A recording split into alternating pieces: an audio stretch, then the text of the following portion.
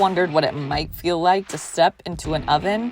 Just take a trip to Death Valley, California, what's considered to be the hottest place on Earth. Temperatures have been recorded here at 56.7 degrees Celsius, or 130 degrees Fahrenheit. That's the internal temperature of a steak, for reference. So what's that like, and how would you survive a trip to Death Valley? For 5 months out of the year, temperatures are around 113 degrees Fahrenheit. And Death Valley is full of extremes. It's located 282 feet below sea level, the lowest point in the U.S.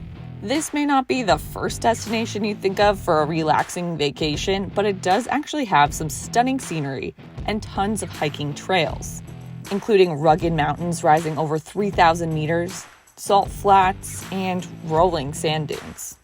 This below sea level basin experiences steady drought and extreme summer heat, but there are surprising contrasts. The towering peaks of mountains are actually frosted with snow in the wintertime.